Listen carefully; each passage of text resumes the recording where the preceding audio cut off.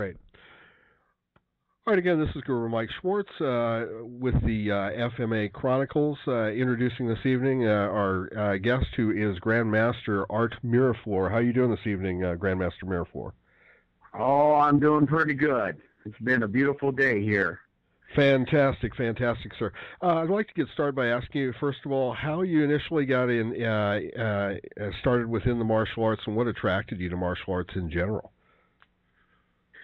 Well, I come from my mom and dad from a family of 8 children, 4 boys, 4 girls, and we moved to Stockton in 1968.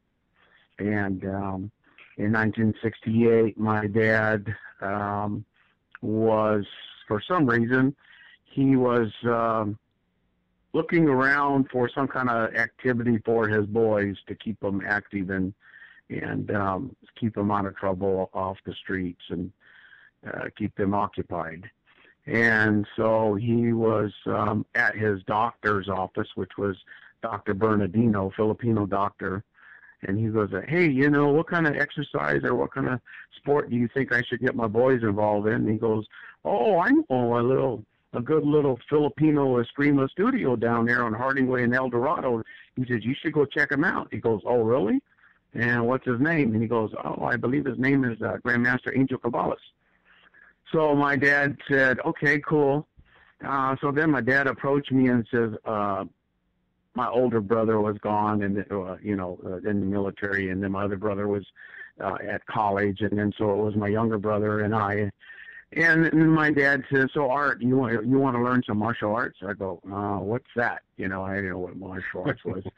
And he said, like karate, judo, whatever. I says, sure, why not? Let's go check some out. He said, okay. So we went to the judo, I can't remember what school in Stockton back then, a judo school.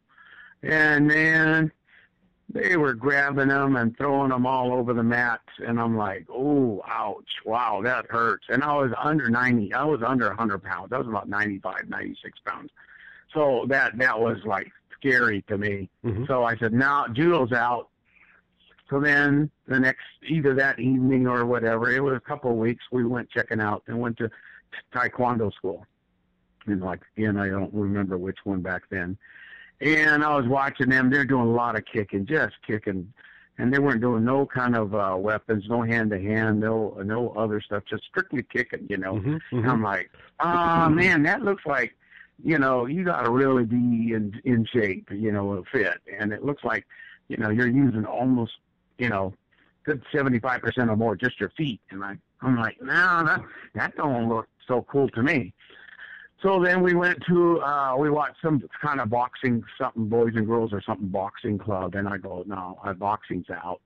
And then we watched, I can't remember what style of karate, and I watched them, and these guys weren't being nice. They weren't holding their punches. They were hitting a couple people, and they were gasping for air. And I'm like, oh, man, that's scary, too. I said, no, I can't do that. So then several days later, my dad said, well, let's go check out this little Filipino restaurant there next to Gong Li's restaurant. And I said, let's go. So we went in the front door, came in the little lobby there, and then came into the main wood floor in the hall, and I'm like, wow. And as soon as I came there, somebody came, I can't remember who, greet us and told us, have a seat, sit down and watch. And Mike, I was watching them maybe for 30 minutes, 20, 30 minutes. My dad was watching them, and I told my dad, this is it. This is what I want to do. He goes, you sure? Why? I go, I don't know, but this is it. This is what I need to do. This looks cool and looks fun and looks like it works. And then Grandmaster Angel Cabales came over there and talked to us and introduced himself. My dad said, you're recommended by Dr. Bernardino. So anyway, that was back in, that was in the later part of 1968, not in the earlier part, but in the later part, like sometime in October, November, December. And that's when I first got introduced and involved. And so with that involvement, with that initial involvement, with Grandmaster Angel. How long did you stay with Grandmaster Angel, and to what degree of elevation or certification? What kind of curriculum did he offer at that time? Okay, and that was late '68, and then I got drafted into the Marine Corps and went overseas in '72. So that time I was with Angel solid, and my dad didn't have the money to pay for my brother and I, so my brother would be able to come and just sit on the bench and watch, or sometimes he wouldn't be able to come at all. So I just practiced. My dad paid me, and that was $20 a month, is what I paid. My dad paid, and with $20 a month, we trained on Monday night and Wednesday night. So 2 nights a week for $20 a month. And I first started out, one of the first things he said, we have some sticks. Grandmaster Angel Cabales said, we have some sticks, but you need to get your own stick. So back then, in his earlier years, as he started the school, he only started the school, I believe, in 1967. So a year and a half before I got there, he had started. And he said, I said, well, what kind of stick and how long? And he said, the way you determine the length of your stick in this school, he says, every stick is a different size. There's no set measurement. It's the size according to your body and your arms.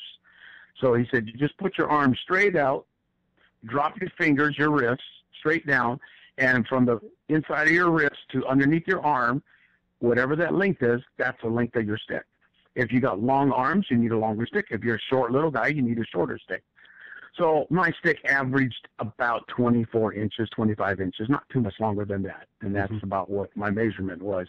But we didn't, like I said, Angel's earlier years in teaching students, and it was never down to 18 inches, 24 inches, or 26 inches. That's not the case. It was always, that was a measurement underneath your armpit to the inside of your wrist. And I didn't fill out he didn't have one piece of paper. I didn't fill out an application. I didn't see a curriculum. I go, well, what are we going to learn? You go, don't worry. What you learn is going to be in your head, and nobody else will know. And I thought, okay. And so back then, Rene Latosa was there already. He had been there probably about a year or just about a year. And he was hot. He was skinny, tall, lean, mean guy. And he was rocking and rolling. I mean, he was lightning fast. I was looking at him and like kind of drooling, like, man, I wish I could be like that guy, you know. And so later on, he was allowed to practice and teach me a lot of stuff. But Angel's curriculum in those first early days, since he just had opened his first commercial school, he had good intentions and good plans and everything, but he didn't have long-term plans, and he didn't. Not at that time, and a like set curriculum. Okay, this is exactly what we're going to do and how we're going to do it. It was kind of like trial and error, and let's just go along and see how it goes. And so it was basically a stick in the hand, and then you learn some stretch exercise. He had me do quite a few stretch exercises. He taught me, and he said you need to limber and exercise your wrist, because this is a lot of wrist action, and you don't want to sprain it or damage it, and you want to work yourself into it. And then after that, he showed me all the 12 deliveries, 1 through 12, but he says you won't be doing none of those. You only do one at a time. He said, but I'm just showing you what the 12 look like. So he showed me, and in his small stature, he was a farm, I believe at that time, a farm labor contractor for farms out in the fields in San Joaquin County, all over. But he would come to class in hard shoes. He didn't come like in tennis shoes and blue jeans or nothing. He dressed fairly nice and relaxed, but he had these hard shoes on, like. And I thought, like, why is this guy in hard shoes? Why isn't he barefooted like in a gi like everybody else? Right. And I said, well, do I get to go buy a gi or, a karate? I told him, can I go buy a karate uniform? He goes, what for? And he says, what kind? And I said, you know, like those big karate. He says, you mean like pajamas and run around here barefoot? He goes, no, you don't. That's for your home. That's to go sleep when you're time to go night, you know, go sleep at your house. He said, this is not a place to sleep. We practice the way you work, the way you dress every day. This is the way you practice. I go, oh, okay. He said, no, you don't need to waste no money and buy no uniform. And he said, you keep your shoes on. Nobody runs around here barefooted. I said, okay, yes, sir. You know, and so he started showing me blocks. I had to deliver number one, get that down first properly, and then right away, first night, he taught me 2 to 3 blocks. And he taught me himself because there was only a handful of students, you know, 4 or 5. I don't remember all the names of them. I do have some old pictures of some of the students. And so I started with that. And he says, you cannot, he said, every night I want you to do each block a minimum of 25 to 30 times. You don't move on. And so it was a 2-hour session, and then after 1 hour, then we would stop and then take a break, and then they start back up. And not at first. At first, Angel would still continue. Everybody would continue. And it wasn't until a year or 2 later, and I don't recall exactly the time frame, then when we took our break after that, then Toy Revelar would take over, and he would head up the hand-to-hand and group training. Before that was individual pairs. Everybody would pair off. And if you didn't have a pair, then you went in a triangle and you rotated. So that when we would do the training in try with 3 people or 2 people, and then you went to break, and then after break, everybody lined up. And so it was group training, meaning you would line up in a single line, everybody do the same thing, or if you did pair up, then Toy kind of ran that half of the class. And it was every time guaranteed, but most of the time. And so it was fun. And back then it was fun. It was cool. You know, we were learning. I was about 16 years old when I started in 68. So I was just a young squirt, but 16, pretty responsible, pretty mature, very, extremely, very respectful, because that's the way my mom and dad raised us. Yes, sir, no, sir, yes, ma'am, no, ma'am. And it was nothing else, you know. Please, thank you. You know, the normal stuff they used to teach kids. But anyway, I don't know exactly what they teach them now. But so anyway, so we got going there, and then I got so excited about this, Mike, that I went and to my church and the school I went, and I ended up in Grandmaster Angel's class. I ended up recruiting approximately 12 other young people. I recruited the most young people ever in that class. So then it started getting too big, and it kind of got out of control. That's when Angel okay, let's re-strategize, and okay, now, you know, who's going to pair up with who? We can't have all these beginners pairing up.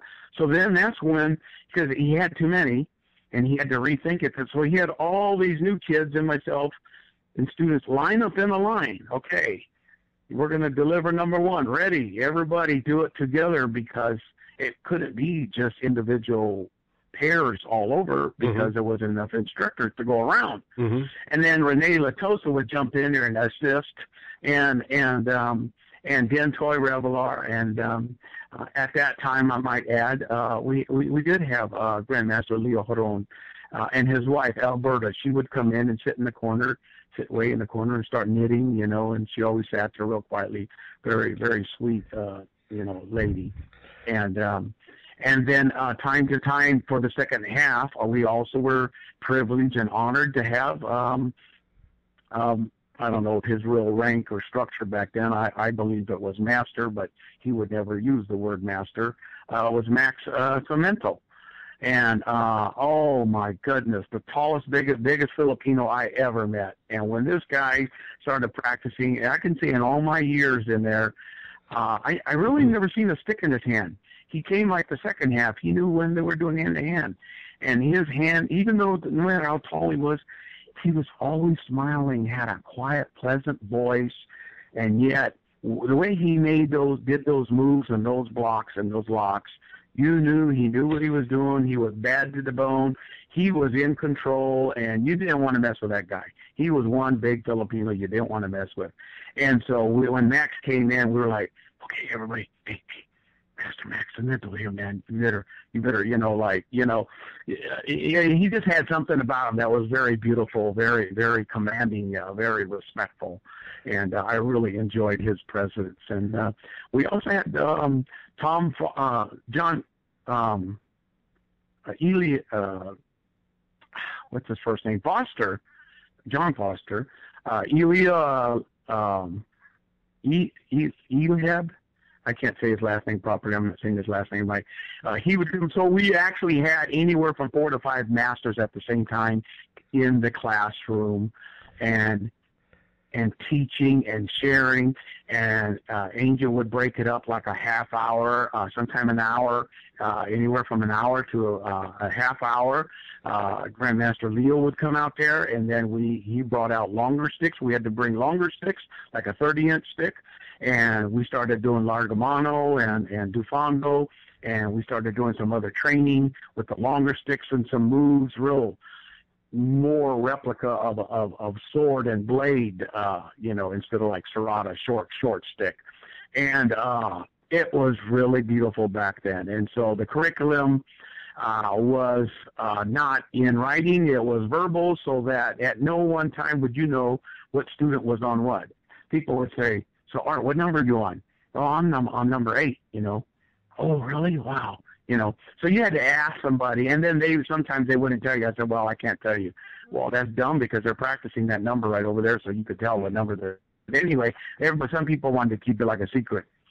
So in my time before I got drafted in 1972 and went to the Marine Corps, up to that point I had been through 1 through 12, and I might add that I learned 1 through 12 within 11 months. I pushed Grandmaster Angel Cabales, and he's not one to push around, but I pushed him that I wanted to learn. And he's seen that I wanted to learn. He's seen that I was a natural, and I picked it up very fast, very quickly. And because I was always there for him, respected him, my dad would drop me off early. So I was there before Grandmaster Angel was there opening the door. If it was raining, I was standing at the front door waiting. And he'd come and he'd call me, Arator. He'd go, Arator, you very early. I go, yes, sir. And so I would be there, open the door, carry his bags in. I would take the bags of sticks from him. At first he wouldn't let me, and then he realized that I wanted to be I really wanted to be a servant. I wanted to be, of assistance and of an asset, not a liability. I wanted to be, his helper in any way. And back then it wasn't like I had ulterior motive, like, on what am I going to get out of it, or brown nose. And it was all due respect. And I was the last one to leave. I told my dad, pick me up late, because I wanted to be there the last one. And then I would pick up all the sticks, put them in his bag, count them all, make sure they were all the right sticks, and then go out with him. He would close the lights, and I'd carry his bag to his car and then see him, and I'd just sit out there and wait till my dad got there, and it was pitch dark, So I was like that Monday for quite a few years, all my years there. I graduated 1 through 12, like I said, in less than a year, and I did back then all the lock and block with the stick, and the short stick representing a knife was a preparatory move, an exercise that we had to do before we started doing sparring, actual sparring. So that you couldn't do sparring unless you could do lock and block first. That was just the curriculum back then. Like I said, there wasn't one piece of paper. And then he tested me with all the knife movements, single knife, hardly ever did double knife. It wasn't knife to knife. It was knife to hand to hand. That was pretty much it. He didn't really test me with any of the kicks in the hand-to-hand. Denpoy Revelar kind of tested me with that, because the kicks, of course, were never higher than the waist.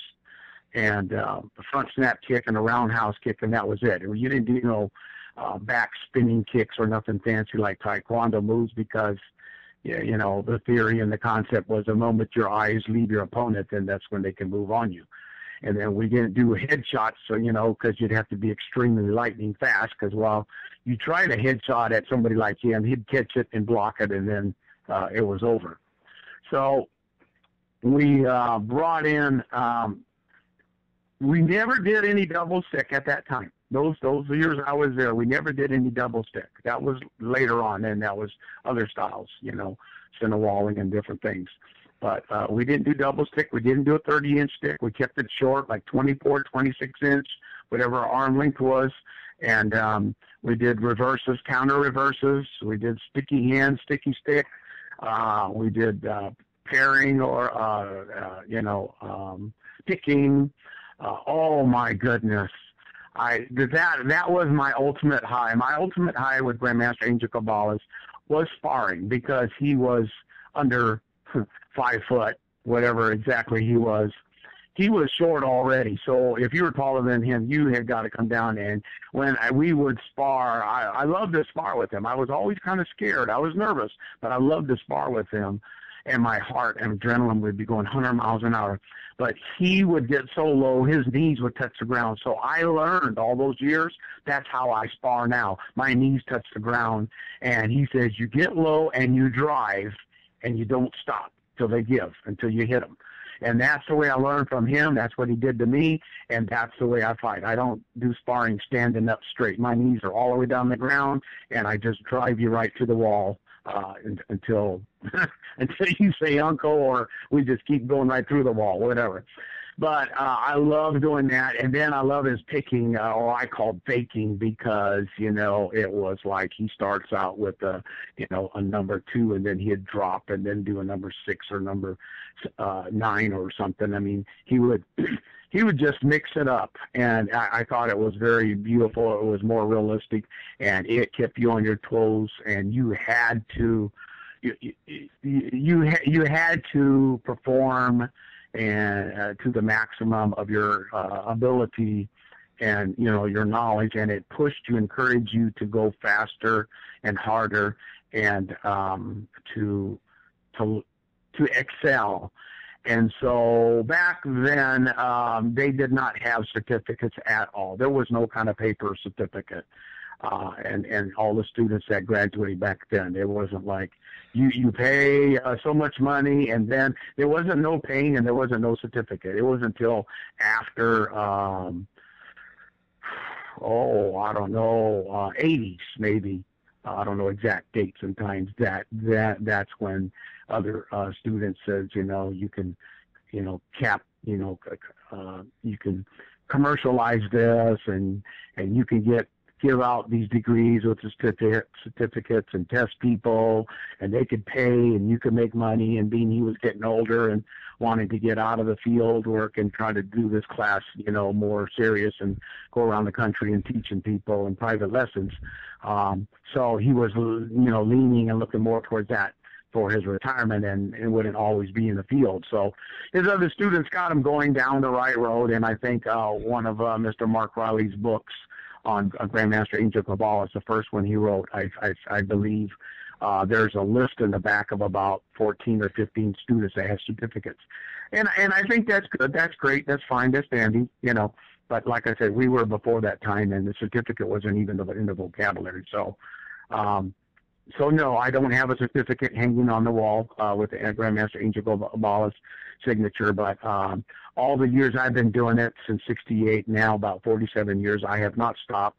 I have not slowed down. And so basically, I am a self-proclaimed master, and rightfully, to date, I am 60 years old. So I don't think that's a big deal or problem, and I haven't really ever been challenged about it. So that's pretty much what I acquired out of Grandmaster Angel Cabales at those years. So, Grandmaster Miraflor, during that time, let's go back to your time while you were training by Gunglies with Grandmaster Angel. At that time, There was Grandmaster Leo Giron, Max Sormiento. I believe you had mentioned. I believe also at that time maybe Grandmaster Gilbertino was coming in and out of there too. Yes. I believe Yes. at the same time. With all of those styles being in the same area, in the same room, so much information was shared. Was there ever any issue with ego with these great gentlemen at that time working together and kind of working in harmony with common students? Yeah, that's a very interesting point and noteworthy there. Each of those men, those gentlemen and masters, each of them had truly their different styles. They weren't all the same. They were all different styles. They really were. And I believe at that time everybody was like in the stage I want to say stage or time of innocence. Mm-hmm. And it was like pure. And they didn't have at the start, they didn't have ulterior motives. They truly they all knew each other. They all respected each other.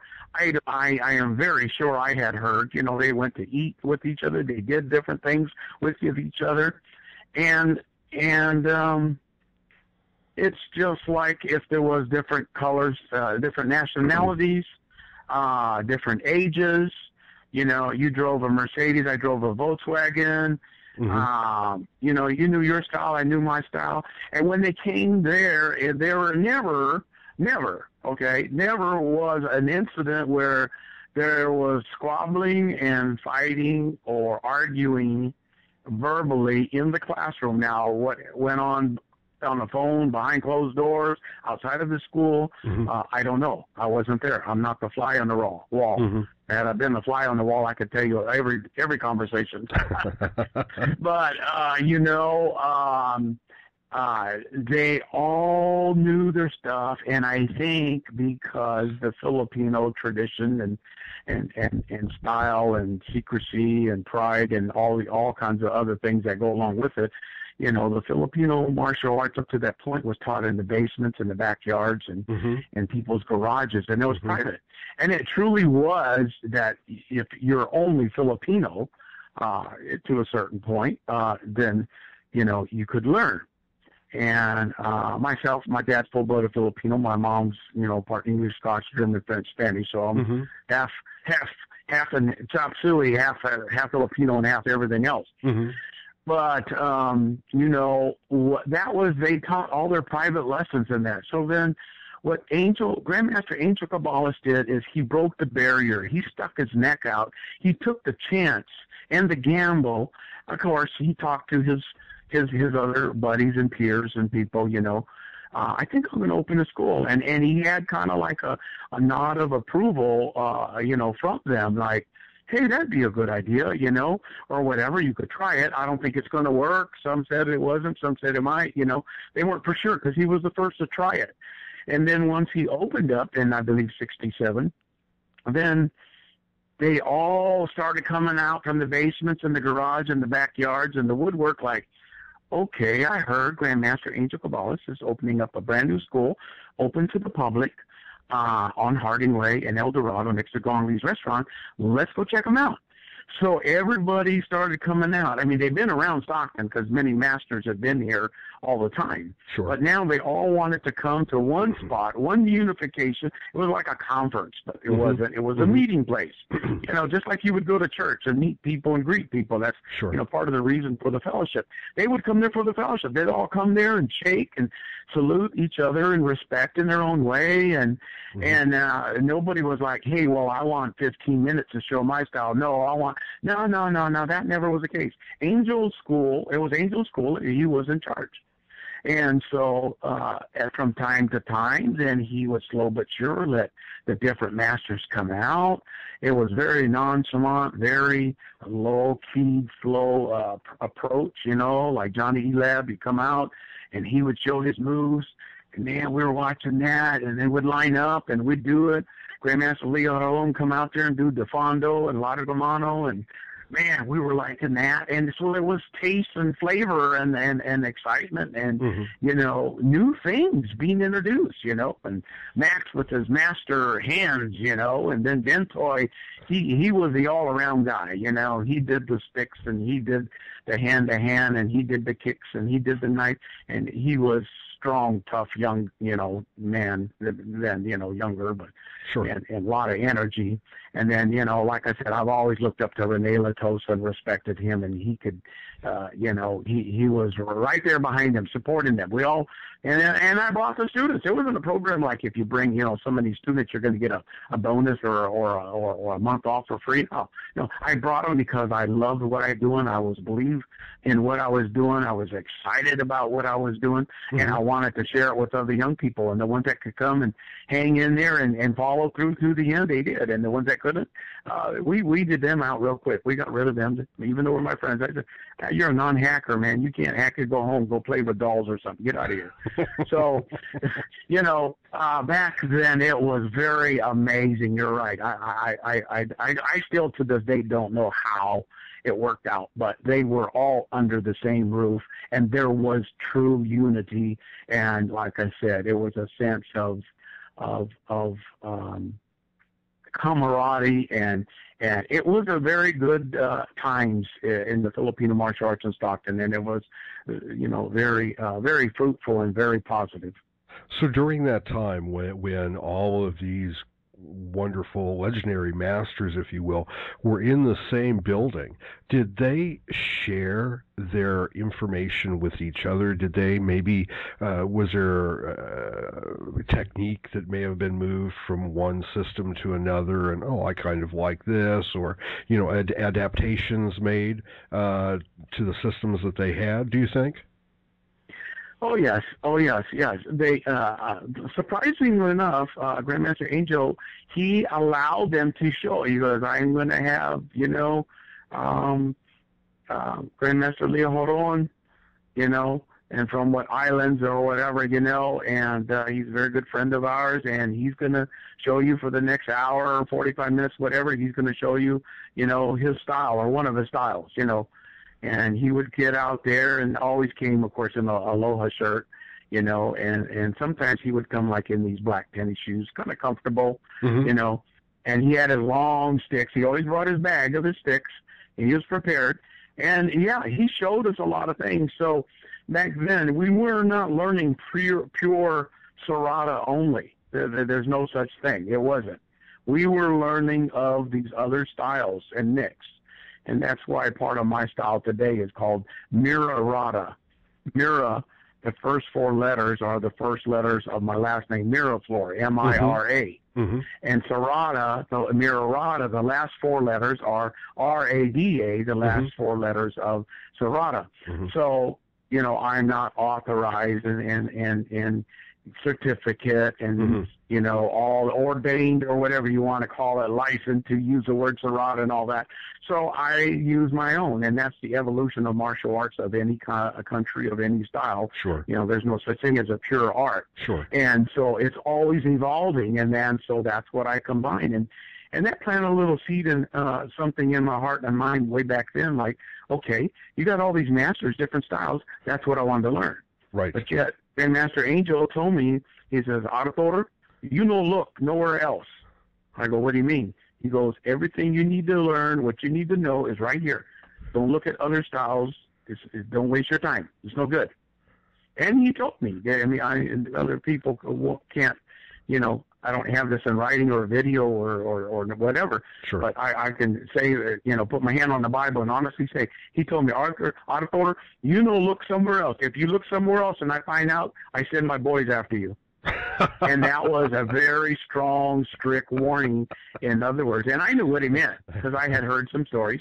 Sure. And somebody would come probably break my arm or something, you know. Right. And so I didn't want to chance it. So my 5 years, whatever, 4 or 5 years, I was solely dedicated to Serrata Eskrima under Grandmaster Angel Cabales. I was a dedicated, committed student of the great Grandmaster, and that's what I did. After I left in 72 and then went to the Marine Corps and got out in 74, however, I did come back and I tried to start back up, And he said I had to start from number one. After I had graduated and went all that, well, all his newer students had kind of contaminated him with some new ideas. Wow. And so he wanted me to start from the beginning, and I was not willing to do that. Mm-hmm. Mm-hmm. So I shook hands. I said, thank you. Have a great day. And then the next week I went over to Grandmaster Leo Giron's Bahalana, and they took me in, and I stuck it with them for about 1.5 to 2 years, and that's what I learned from them also. So there was while you were in Vietnam, I guess, was that at the time that Grandmaster Leo Giron had moved on and started his own school? It was, yes, after I was gone in 72. By the way, I was stationed in the Philippines, so I learned some Kung Tao under Grandmaster Lanara. Uh-huh.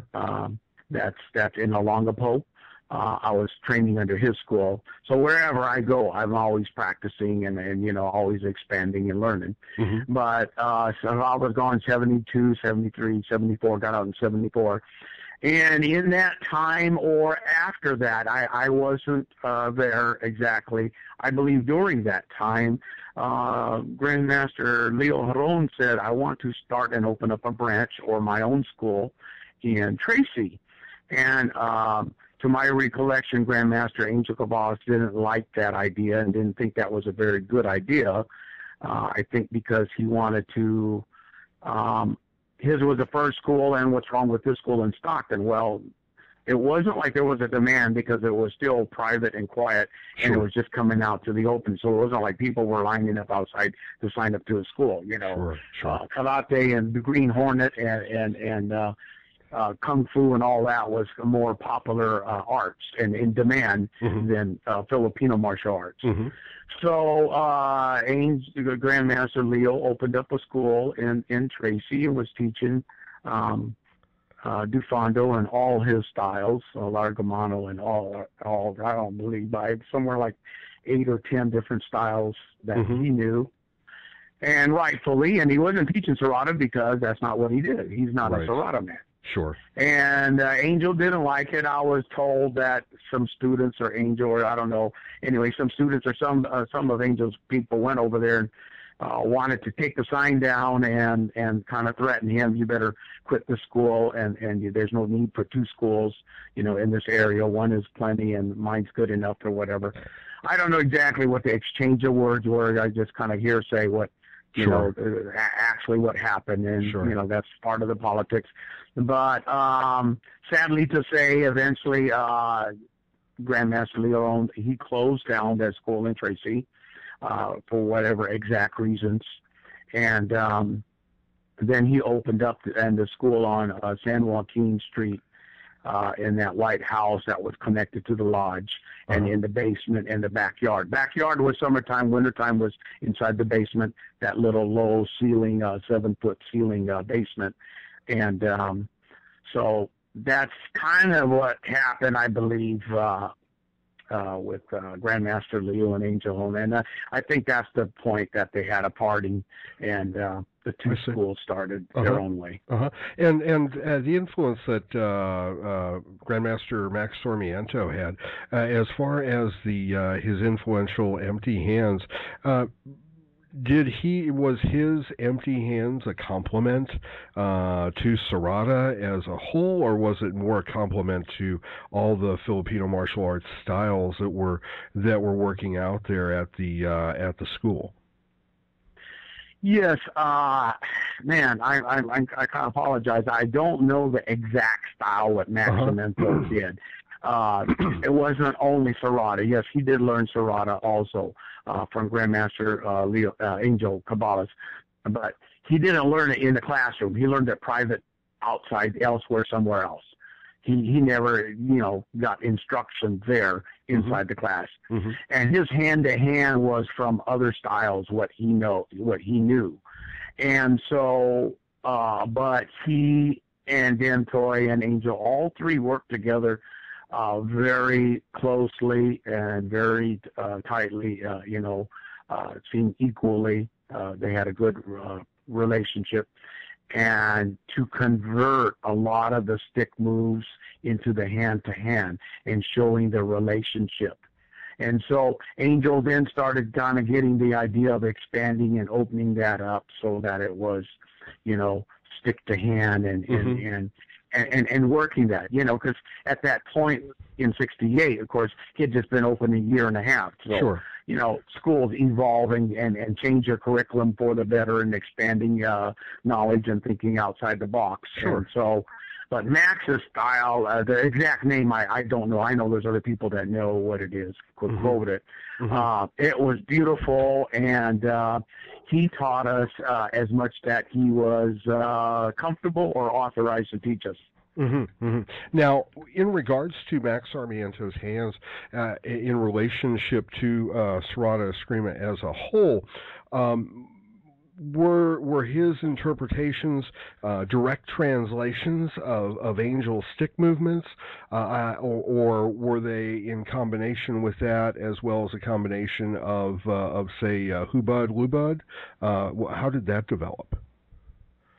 Yeah, I was younger, so, as far as technical terminology, and verbiage, I didn't really, put all of that together. But what I did notice is that I know when I had first started, Max wasn't coming around as much, and then he started coming around more, so that it was basically Angel and Dentoy Revelar. And Dentoy Revelar stuck with Angel all the way till I got discharged or got inducted into the Marine Corps in '72.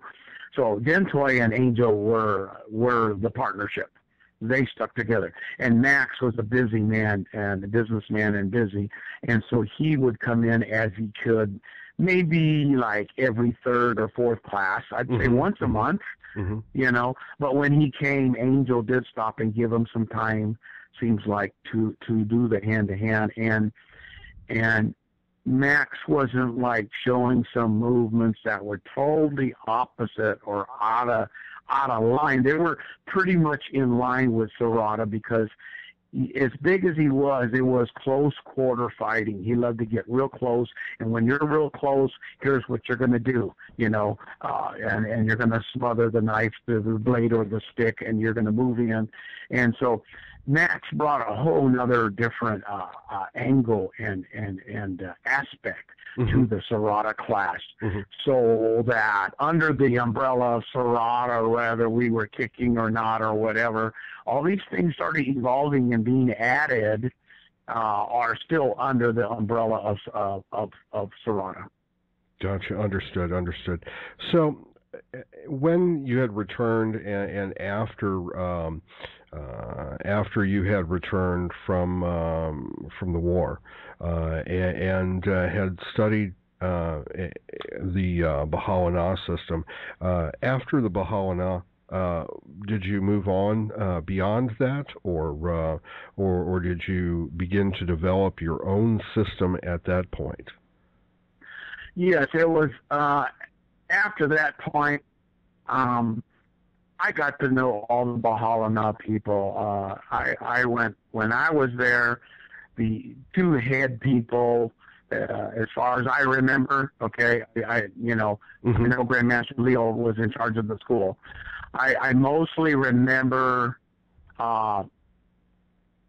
then just Tony Zamira. Now it's Master Tony Zamira. But Tony Zamira taking charge of the class, and his partner and sidekick also seemed at that point even an equal, was Dexter. And those two guys would spearhead the classes and the different things, the different training.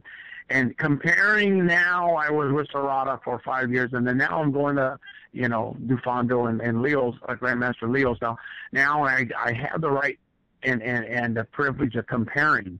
When I was those 5 years with Angel, not one time do I ever remember. Of course, Leo never really had his own school, but I never seen Tony or Dexter come over there or stick their head in there. Not that I know of. And if they did come, might have been they. And where they were training or practicing, or if they were started at that point, I don't know exactly what year, precisely they started Filipino martial arts, because their fathers and relatives had been in it, a lot of, and their grandfathers, So they had a lot of family background and stuff, same as Rene Latosa, his family had been involved in it. Mine, I had not at all. I was totally brand new, completely new to this. But as I got out and then got done training, then I said, I was working busy, and I wanted to get married at that time, and so I kind of broke away on my own, on good terms. Always left on good terms, Even with Grandmaster Angel School, I left in good terms. I just, couldn't understand why I got to start from zero when I was at number 12 and above, and I just couldn't understand that. But that was, some of the mentality and thinking at that time, what they wanted to do, Sure. It was like a security thing or measure, or unsure of uncharted ground, they weren't for sure.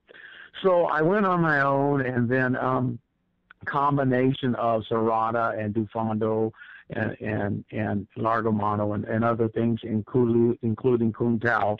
And so I just named it, I was just calling it Eskrima. I didn't give it any name, Miraflor, Eskrima, or Mirarata or nothing. I never used the word, pushing Serrata, So I just said Filipino martial arts and Eskrima.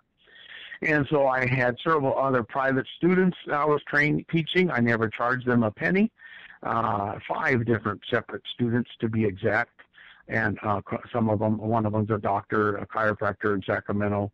And they got, different professions, but they were younger at that time. Sure.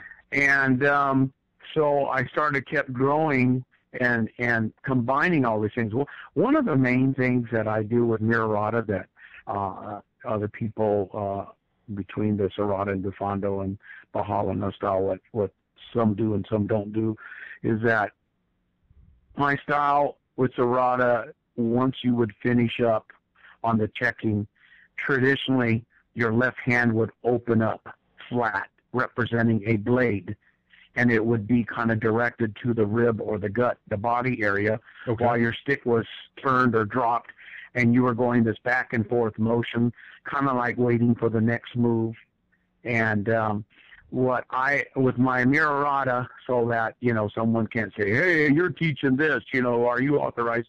And so I would start off with a Serrata move, outside move, but then I would finish up my move, my checking, using the Dufando, which was kind of crisscross pattern with my stick, kind of like waiting for the next action. And my left hand shooting back and forth for checking.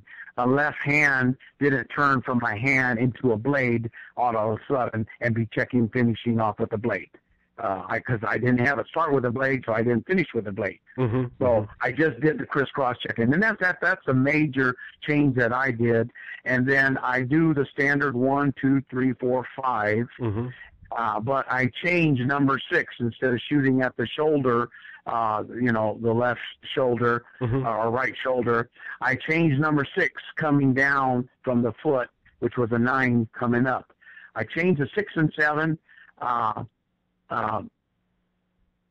Coming from the ground, and then number 5 was still the same. But so I have a system where I stop at number 7, 1 through 7, which covers the whole body, and then then I continue on for an advanced student, 8, 9, 10, 11, 12. Number 8 still coming from the chest, and then number 9, which would be shooting straight directly at the stick at the opponent's right shoulder, and then number 10 was shooting at the left shoulder, and then number 11, then you grab the knife, and then you shot out the knife, and then you shot out the stick or sword. That was number 11, and then number 12 was both of them coming out at the same time. So I mixed it up, just a few numbers, the same 12 numbers. It's all the same hits, all the same blocks. In sequence, I changed the sequence so someone couldn't come and point the finger and start crying that, they wanted to sue me or doing something because I kept on their toes, So And I've been doing it, ever since how many years, and I've never had a question or challenge or a problem. Sure. And that's the evolution of my style. I understand. Now, also, back in the day when you were initially training, did you ever have the occasion to train with or associate with, say, Guru Dan Inosanto or Grandmaster Richard Bustillo or Professor Leo Fong when they would come and meet with Grandmaster Angel? Okay, so I started in '68, but in sometime in '69, I don't know the exact months or dates, but sometime in '69, Guru Danny Inosantos from L.A., his parents, Mr. and Mrs. Santos, lived in Stockton at the corner of, I believe it was San Joaquin and 8th Street, right there at the corner. And my parents, my mom and dad, knew them very well. In fact, they had actually come to our church a couple of times. Sure. And then my wedding in 1977, they came to my wedding, both of them. Of course, now they're both passed on, but they came to my wedding. So they were very good, close friends of the family. And my mom and dad would go do stuff with them and whatever, eat and talk and fellowship. And so Danny, being born and raised in Stockton, and then went on down to Southern California, and I believe at that time was a physical education teacher. He then had his own school and was learning, had known, learned quite a few styles at that point. And he decided at that certain point in '69 that he wanted to learn Filipino martial arts. Not that he had not known any, but he wanted to learn from Grandmaster Angel Cabales and from Stockton, from his homeland. Sure. So he would drive up on a Friday night after work. He would drive up with Richard Bustillo and Lucky Lucay, which is Ted Lucay's father.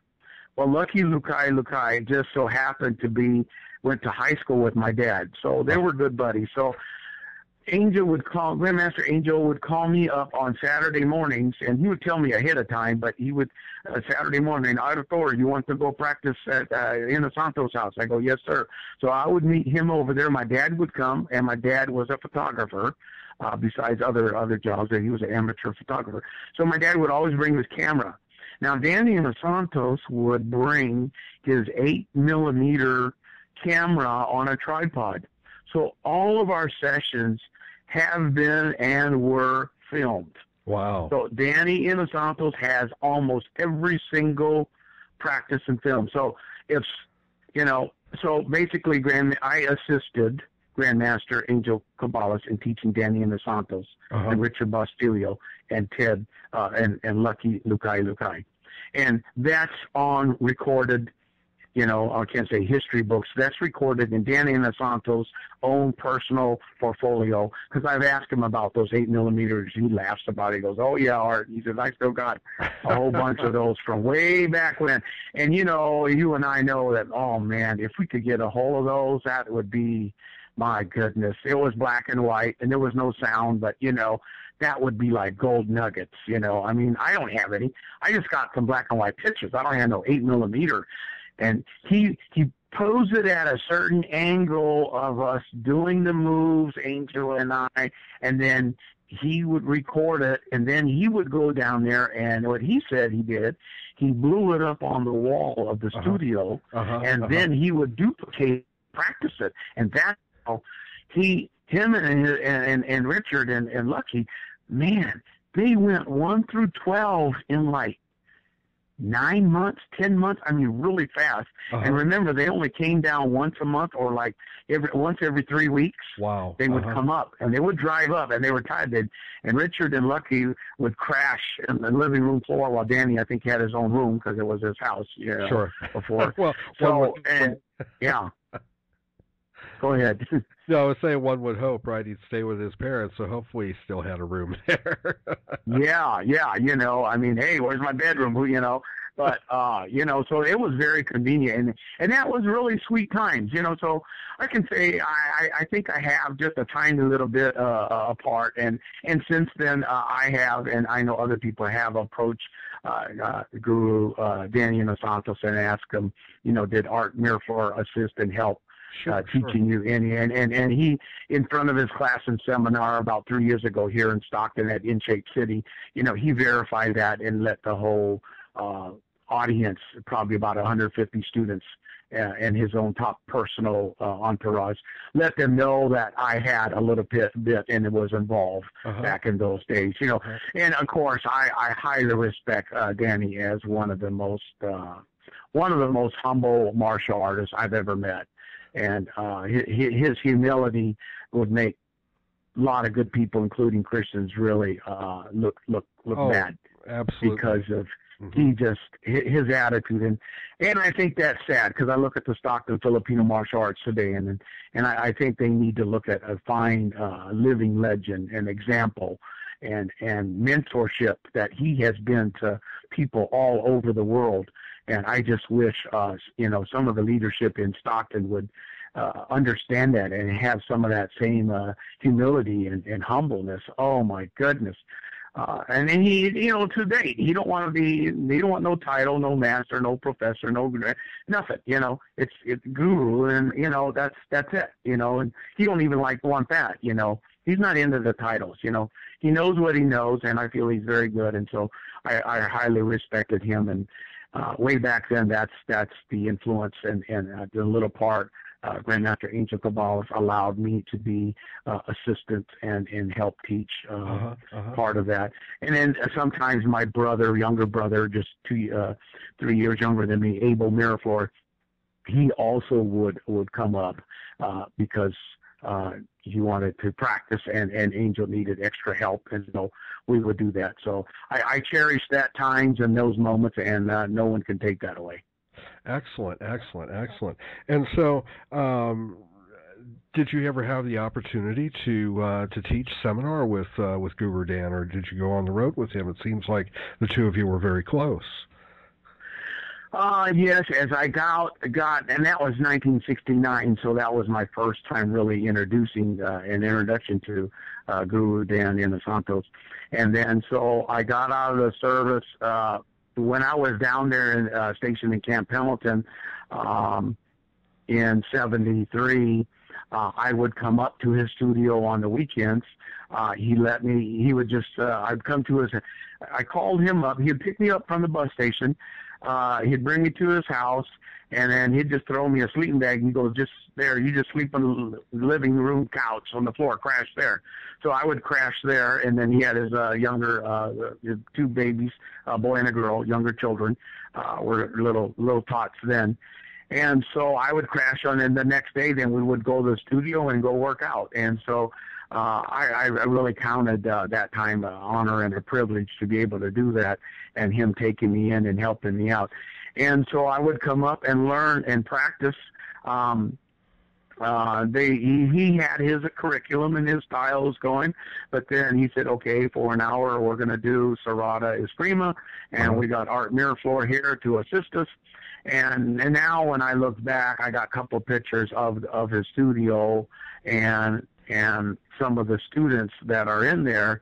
A lot of those students have moved on to be very prominent people in the martial art world of other styles and Filipino martial arts, and really made some big names for themselves.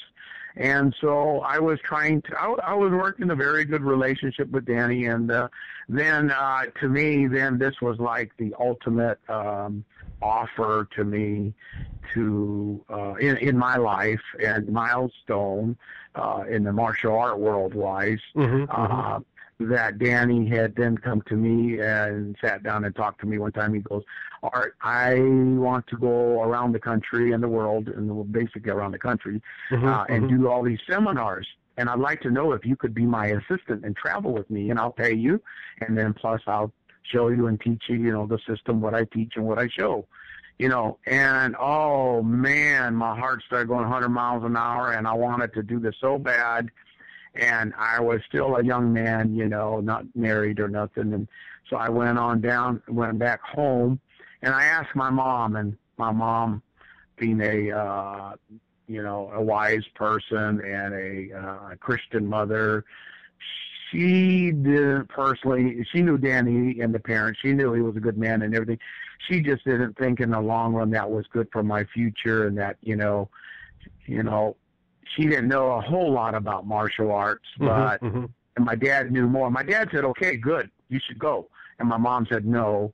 And so I went with my mom because I was still living at home, and I respected my mom and dad, and I had to respect my mom's wishes. And so I didn't take Danny Inosanto on that offer. Of course, looking back, you know, hindsight's always better than foresight. But anyway, I didn't take it, and then so he moved on, and I believe he asked Paul at that time. I don't know exactly when Paul Volnet? Paul Vudak.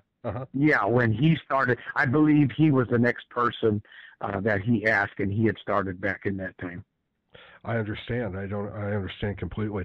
So, were you training at the time at the Inosanto Academy or teaching there? You were breaking up. I'm sorry. Absolutely. I said, so at that time, were you training and teaching at the Inosanto Academy as well, or no?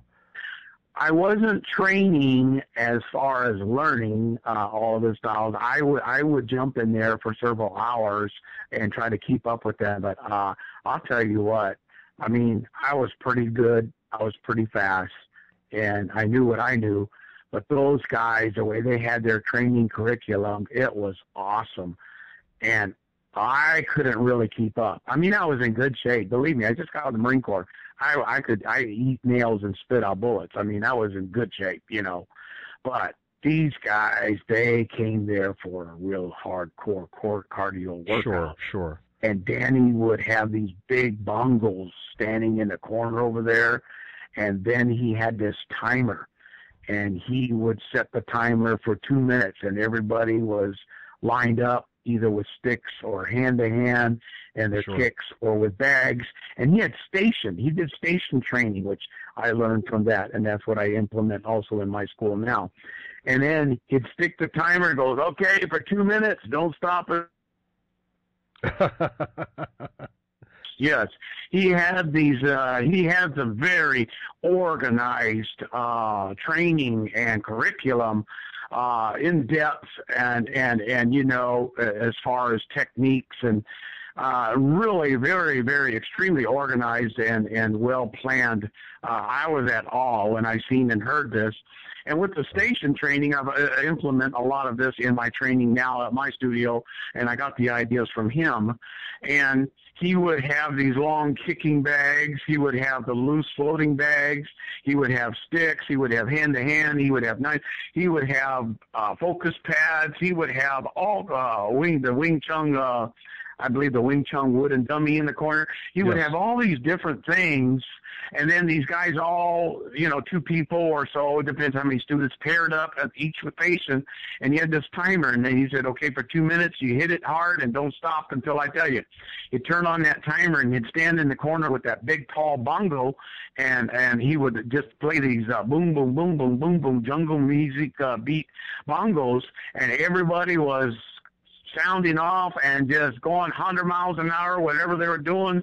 And it was really fantastic. And I tried to get involved in there and do some of that. And I couldn't really keep up with a lot of that. I don't know. It was just, you know, this is what they do every day is their drill. So I was learning, so I was newer. So, I mean, I was getting with the program eventually, but at first I was like looking like I was lost, like I was some kid, you know. But like I said, I had just got out of the Marine Corps. I was in very good shape, and I was like about 25, 26. So I was in very good shape, but I just, anyway, I was learning a lot from this kind of station training and what he was doing, and extremely organized and well planned, and that's why he had all the top notch key students that he did have, and he would attract them because of his knowledge and his type of training. And I think many people, hundreds of people, have learned from that and carried that on. I understand completely. So, in regards to your training with your particular system, how different is it from the systems of Serrata and Leo Giron's Bahala styles? Well, then after I got moving down the road, I realized Serrata is a good base, and so I was using it as a base for my system. And one of the key training techniques, we do a couple, but one of the key training techniques that we do is, and we didn't do way back then in Serrata, is that we start out stick to stick. Instructor and student, stick to stick, okay? And you go through 1 through 12, And then at the same time, you wouldn't wait to 12 and then change, but I'm saying you would go up to number 3, number 4, and then change. And then you would go from stick to hand. Okay, so now you're defending against the stick without a stick. Sure. So now you do all your hand techniques. And then we would put the stick down. We put the stick down, and then now we do hand to hand. So you go from the jungles of the Philippines, blade to blade, come to America, stick to stick. Then you go stick to hand, and then you go hand to hand, and then now we bring in the knife blade, and now go knife to hand. And then also, of course, incorporating the padded stick and tournament fighting, but padded stick, which now, instead of us having 2 blades trying to kill each other and bleeding and somebody dying, now we have the padded sticks where we can practice all of those movements and techniques to the fullest extent, for the most part, in a competition to put together what you really know into a physical action, a padded stick where you have a helmet and a cup and a mouthpiece, and you're safe. You're doing it safely. I have a pretty good-sized scar above my left eye, and I got that from my first years of swinging a PVC. My partner and I, a PVC pipe. Sure. And then the pipe just filleted my eye, hit me, and we go, okay, I think we got to put padding on this stick. So then we put padding, and we still got hurt. And then, and so we through the evolution now, I do make my Miraflor sticks very, very good sticks. But that was one of the main training aspects of my style that a lot of other styles don't do. Stick to stick, stick to hand, and then hand to hand. Another thing is I do progressive training for speed, to make your hands and your eyes very fast. Your hands can't move very fast unless your eyes see it first. So your eyes see it, it receives it, tells the computer, your brain to move, and then your hands move. So what we would do is, we still do it, we get a regular standard size cardboard box, and it's empty. And you'll stand up against a wall, kind of a foot away from a wall. You're up against a wall. You're not out in the open. And I'm 10 feet away, and I'm going to throw this cardboard box at you as hard as I can. Now, it's a big object. It's super light. And, of course, it's not going to hurt you. And the rule is you can't dodge. You have to block her with your hands, or if you have to, your feet. Sure. So I would throw this about 10 times at them, and they have to block. Okay? That's the first stage. Next stage is I throw my coat or a sweat or something inside, cloth-wise. Sure. So now it's the same box, but now it's like 3 times as heavy. So when I throw it, it's going to come faster. Wow. So now this big object becomes like a refrigerator and a tank charged at you. Now I would throw it, and now you still got to block it. And that's great. So then I would progress up to a volleyball. We wouldn't use a basketball because we don't use a basketball because it's too hard. So we use a volleyball. My wife was a volleyball coach, so I got a lot of volleyballs. And I would stand about 10 feet away, and I would do a chest throw from the chest, just thrust the ball straight at you. So we do that about 10 times, and then you have to block that. And I'm watching your feet, your eye contact. I'm watching your body movement. I'm watching all of that, okay? Sure. And so now I'm going to get the volleyball, and I'm going to raise it behind me, and like dodgeball, now I'm going to pump this thing, and I'm going to hit you, shoot it at you at the center of your body as hard as I can. Now I step back about 15 feet. because it's going to come hard, it's going to come fast, and I need more room to crank up. So I get back about 15 feet or so, and now here comes a volleyball pretty fast. Boom. And you got to block it. Okay, so your hands start moving a little bit faster. And then we go down to a harder Nerf ball where we'll be at the same distance, but it's very small, and then it's very fast. And you're not going to get hurt because it's a Nerf ball. And then I tell people we go down to a hard baseball. I tell them we go down to a golf ball, and then I said the next thing we get a BB gun and start shooting at you. Anyway, that's not the truth. But anyway, when you progress from a cardboard box down to a hard Nerf ball being thrown as hard as you can, you have to move. But when you progress to that and practice that several times, your motor skills start moving pretty good, and you start getting the understanding of what you need to do as a good training aid. I understand completely. And so with that in mind, and with the hand speed that you train, as well as, of course, the stick speed, do you encourage your students and your school to compete locally in tournament activity? Yes, I have held and been the director and promoter of 3 very good, successful tournaments in Stockton. And I encourage my students for Art Miraflor, for my school is not known to be like, oh man, Art Miraflor produces the best fighters, first place trophy. My school is not known for that. My students aren't known for that.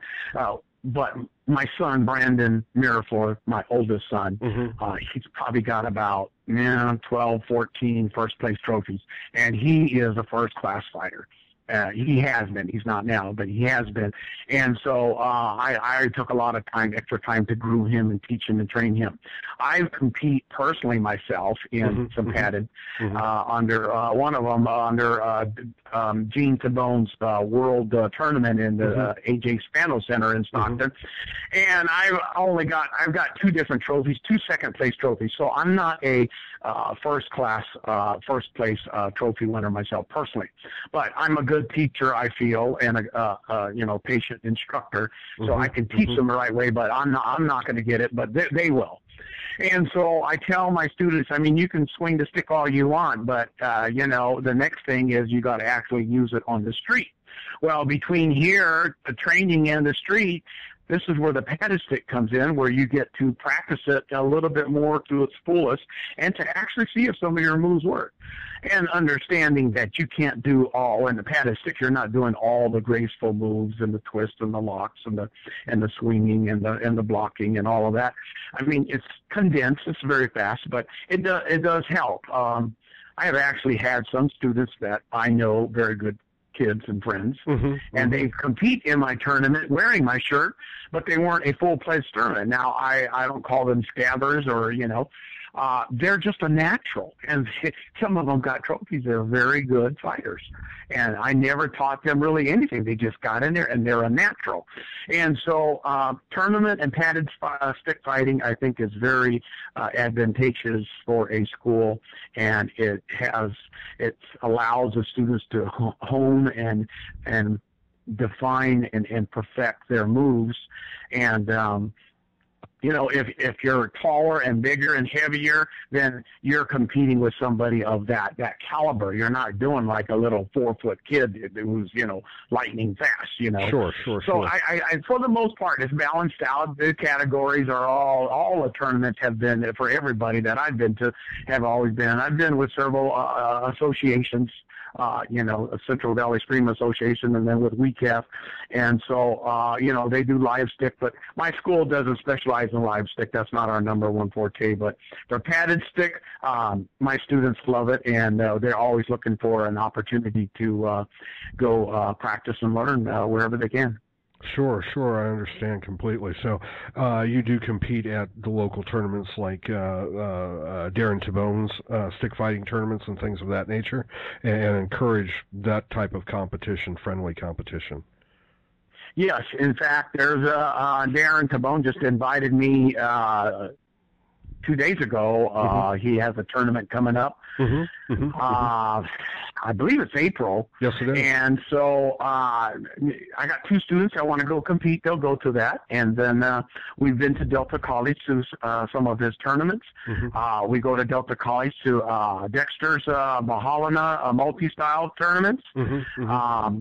We go to Jordan Palin and the Max Palin and Alfredo Vandal in the Bay Area. We go to different schools. You know, if they think of inviting us, we got to look on the website. If we really want to get out there, we got to look. And then just my students, they always represent me and my class well. And I just say, just tell them you're from Art Miraflor's school, and they'll let you in.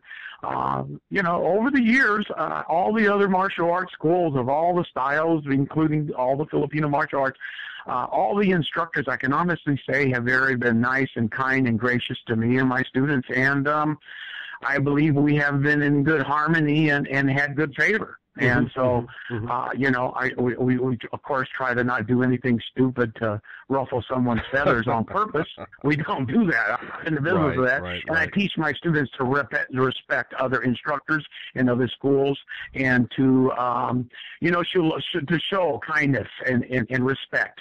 And you know, you what goes around comes around. So if you want to be a blooming idiot, then the blooming idiot's going to come back around. Right. I can completely understand your opinion there. Now tell me, Grandmaster Miraflor, what do you think has been holding back, if you will, different Filipino martial arts styles or systems from growing beyond Stockton or beyond California, outside of course what Guru Dan and his fellowship of students and instructors have been doing for the past decades. I mean, individual styles such as you know, Bahalana system, or Cabales Serrata Eskrima, or De Cuerdas, or whatever it may be. Those particular individual styles or systems have not really grown as much as you may see other martial arts growth in the same amount of time. What do you feel holds those systems as a whole, or the Filipino martial arts as a whole, back within those particular individual systems versus the FMA growth as a whole, as in Kali? Yeah, just a second. That's really I'll answer that the best I can. Yeah, that's a good question. It's not an easy answer. Right. I don't have all the answers. Right. I am 60 years old, and right. I feel I have a very good understanding. I've been in Stockton for 47 years. Sure. Other people have been around, of course, longer than me, but sure. So I have a pretty good grip of it. Let me say this: Dan Inosanto is known for promoting the Filipino martial arts and a lot of other styles all over the world, United States and all over the world. Right. He's not the only one. I can honestly say, because like Jordan Palin, Max Palin, and Alfredo Bandlin and the WeCAF group, they promote live stick and the Filipino martial arts all over the country, of course, all the way to Philippines, and connected with WeCAF, you know, where 25 plus countries will come together and fight. So they promote it.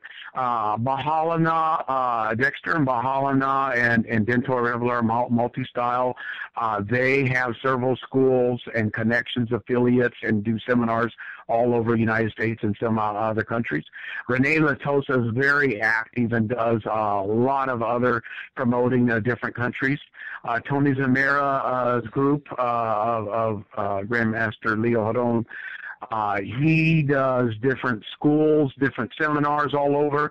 Grandmaster Art Gonzalez, Man, so many of them. They are branching out. I have a school I'm connected with a kung fu school. I taught Eskrima a year when I lived in Latvia, Riga, Latvia. That's in the Baltics. Right. I have 4 students in London, and I have 3 other ones in Tallinn, Estonia. So I'm not branching out as much as other people are, but anyway, I happen to just do those, which is a very small scale. But so they're doing that, and that's good, that's great, that's fine, and I think, but I think at the same time, Stockton is like overloaded and over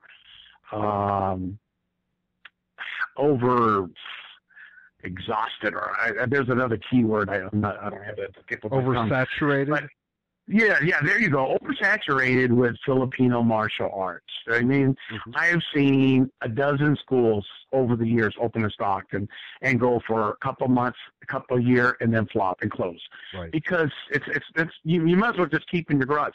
I practice at a private at a church property, the church I attend, and on private property, and they don't charge me, and so I hardly charge my students, and I don't profit a penny.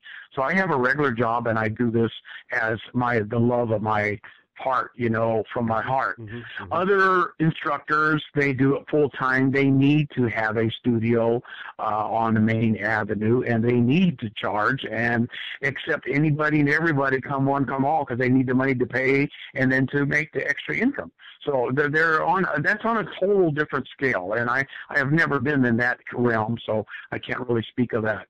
As far as communication and the Filipino martial arts in Stockton in itself, I don't ever want to get into all the politics. I don't understand every single situation, but just what I see that a lot of different instructors have a certain amount of pride and lack of willing to apologize and break the barrier down so that we could be like we used to be. I don't believe that will ever happen because it's human nature. And there's wishful thinking, And the Filipino martial arts isn't the only unorganized group where every school in Stockton always comes together once a month and they meet and shake hands and drink and whatever they do. No, we don't do that here, and they'll never will do that, And I can't say they ever did that, but however, like we talked about earlier, about 5 different masters under the same roof, that was history. That was a lifetime, and like I said, Rene Latoser could guarantee and back that up because he was there also, and so could Bento Revelar because he was there. So that will never happen again. But I mean, I did have schools like that at my tournament competing, which was a very great, very, very unique thing. But in Stockton, I think everybody is growing in their own way that they feel they know how to, and they're not ground pounders, kind of a word I would use, like, making big statements, but each are trying to expand in their own way, in their own territory, within their own realm. They're not all trying to get together because they can't, and they need to have their own separate entities. I believe that. But I believe we can still all be able to meet and see somewhere at a certain conference together, a group, once every 5 years or something, and all shake hands and say, nice to see you, instead of, people trying to hurt each other, doing something evil or negative. So, and myself, that's where I come in. I feel I'm able to be a neutral party on subjects like that. And I teach my students to respect all of them. And they go, well, what's with this school and that school? I go, well, they do what they want to do. I don't run their school. I don't tell them what to do. They're more than welcome to come to our school, and they always welcome us at their school. So that you ought to be grateful for and move on. Right. Sure. Sure. Sure. So and I did a number of gentlemen a disservice by just mentioning Guru Dan. Of course, you have successful systems and martial artists such as Grandmaster Remy Presas or Professor Remy, as well as his brother Grandmaster Ernesto, and as you mentioned, Grandmaster Renny Latosa, and of course Sura Mike and I, as well as Grandmaster Anthony Davis and so forth, who have made strides to have global growth within the Filipino martial arts. However, it just seems, though, that with the systems that are available, that at some point there may be a more consistent growth, or a time where, as you said, we would be able to share the floor with each other in a much larger environment, a much larger conference or seminar, if you will, and be able to much the same way many years ago, decades ago, that you experienced with the late Grandmaster Leo Giron, Gilbertino Grandmaster, of course, Max Sarmiento, and last but not least, of course, Grandmaster Angel Cabales, all being able to share together and be able to come out and shake hands. That truly would be a wonderful thing for all Filipino martial artists, as well as their systems as a whole. Yes, and I think some of the schools communicate, and then I think each school has their own barrier. And it's personalities. We're all entitled to our own opinion and our own personality. Sure. And nobody's going to force anybody to do nothing. But it's a barrier that needs to come down individually, so that people and instructors can rightfully teach their students to be good, wholesome students and open-minded, and learn other styles. Their style isn't the only style in the whole world, and that you need to treat other instructors and other students with respect, regardless of their style, regardless what happened way back when.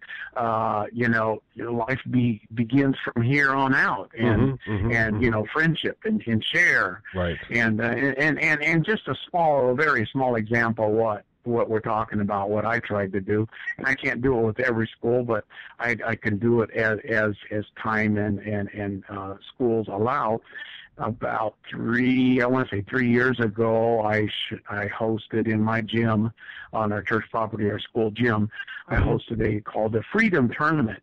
And what it was, why I called it Freedom Tournament, because it was freedom from all this other,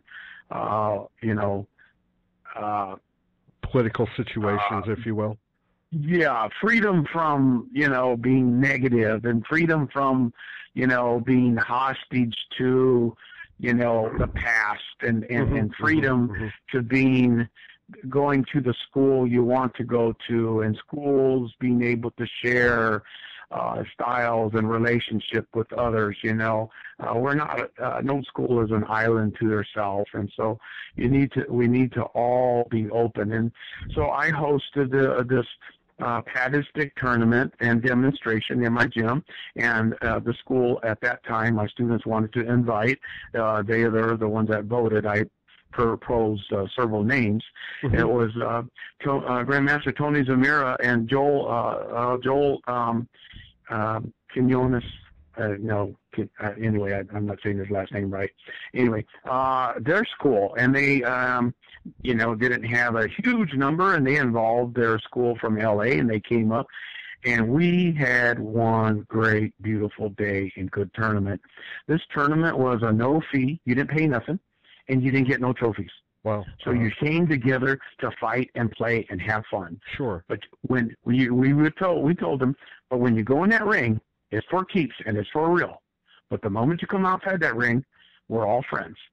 And we got along and worked together and had a blast. And took some pictures. There was a heritage picture.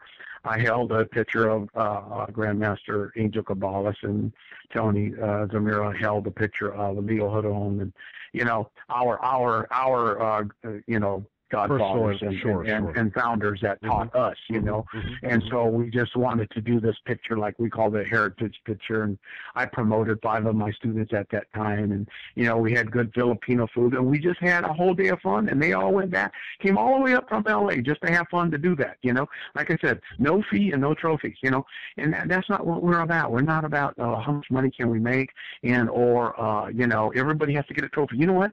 How about just being the fact that, you know what, I had a good day, and I know I beat this guy, you know, or I lost, but you know what? I learned a lot, and I had a good time. And when you're done, you could shake hands, and you're not like, hey, meet me behind the building.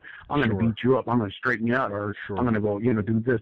No, we didn't have that. So I just I would like to encourage more schools, not only in Stockton, in the Bay Area, and all over, to do that, and all over the United States, that, you know, we should show it off. We should advertise and showcase it so others can see what we're doing. Absolutely. You know, don't like, okay, it's private, like I can't tell you what we did, you know, this weekend. No.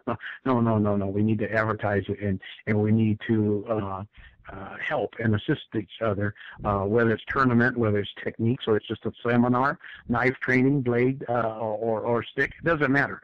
Right. You know, I think we can do, as adults, we can do a little bit better job of communicating and working with each other and sharing our art, which our godfathers, you know, had given us. Absolutely. I couldn't agree more. I can totally appreciate that sentiment. Grandmaster Miraflor, it's been wonderful speaking with you this evening.